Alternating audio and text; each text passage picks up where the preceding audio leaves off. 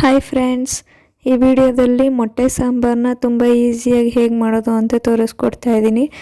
ಏನು ಅಡುಗೆ ಮಾಡೋಕ್ಕೆ ಬರದೇ ಇರೋರು ಕೂಡ ಈಸಿಯಾಗಿ ಮಾಡ್ಬೋದು ಈ ಸಾಂಬಾರು. ಯಾರೆಲ್ಲ ನನ್ನ ಚಾನಲ್ ಫಸ್ಟ್ ಟೈಮ್ ನೋಡ್ತಿದ್ದೀರಾ, ಚಾನಲ್ ಸಬ್ಸ್ಕ್ರೈಬ್ ಮಾಡಿ, ಹಾಗೆ ವಿಡಿಯೋನ ಲೈಕ್ ಮಾಡಿ.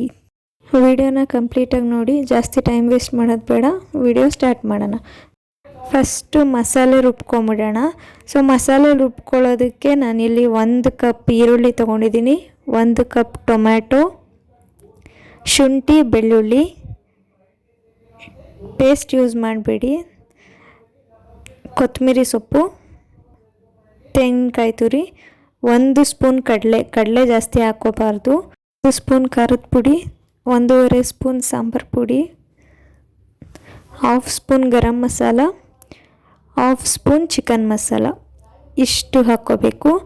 ನೆಕ್ಸ್ಟು ಸ್ವಲ್ಪ ಸೋಂಪು ಕಾಳು, 2 ಲವಂಗ, ಸ್ವಲ್ಪ ಚಕ್ಕೆ ಪುಡಿ ಇಲ್ಲ ಅಂತ ಅಂದರೆ ನೀವು ಚಕ್ಕೆನೂ ಹಾಕ್ಕೋಬೋದು. ಮಸಾಲೆ ರುಬ್ಕೊಳ್ಳೋದಕ್ಕೆ ಎಷ್ಟು ನೀರು ಬೇಕೋ ಅಷ್ಟು ನೀರು ಹಾಕ್ಕೊಂಡು ನೋಡಿ, ಈ ಥರ ನುಣ್ಣಗೆ ಮಸಾಲೆ ರುಬ್ಕೊಳ್ಳಿ. ಅದಾದಮೇಲೆ ನಾನು ತಪ್ಪಲಿ ಬಿಸಿ ಆದಮೇಲೆ 1 ಸ್ಪೂನ್ ಎಣ್ಣೆ ಹಾಕ್ಕೊಂಡಿದ್ದೀನಿ. ಅದಾದಮೇಲೆ ರುಬ್ಬಿಟ್ಕೊಂಡಿದ್ದು ಮಸಾಲೆನ ಹಾಕ್ಕೊಂಡು ಅದಕ್ಕೆ ಎಷ್ಟು ಬೇಕೋ ಅಷ್ಟು ನೀರನ್ನ ಹಾಕ್ಕೋಬೇಕು.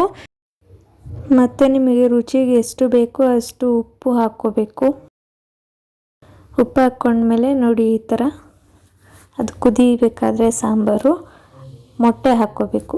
ಕೆಲವೊಬ್ಬರು ಮೊಟ್ಟೆನ ಬೇಯಿಸ್ಕೊಬಿಟ್ಟು ಹಾಕ್ಕೋತಾರೆ, ಆ ಥರನೂ ಮಾಡ್ಬೋದು.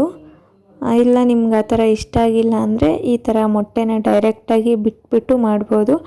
ಅದಕ್ಕಿಂತ ಈ ಸಾಂಬಾರೇ ಟೇಸ್ಟ್ ಚೆನ್ನಾಗಿರುತ್ತೆ.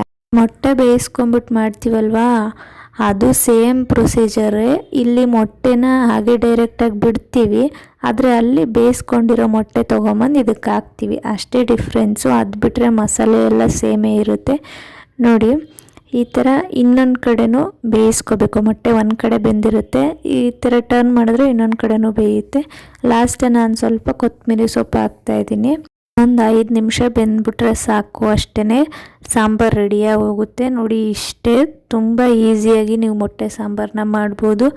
ಈ ಸಾಂಬಾರು ಮುದ್ದೆ ಜೊತೆ, ರೈಸ್ ಜೊತೆ, ಚಪಾತಿ, ಪೂರಿ, ದೋಸೆ, ಇಡ್ಲಿ ಎಲ್ಲದಕ್ಕೂ ಕಾಂಬಿನೇಷನ್ ಈ ಸಾಂಬಾರು ಚೆನ್ನಾಗಿರುತ್ತೆ. ನಿಮ್ಗೆ ಏನು ಇಷ್ಟ ಅದರಲ್ಲಿ ಮಾಡ್ಕೊಂಡು ತಿನ್ಬೋದು.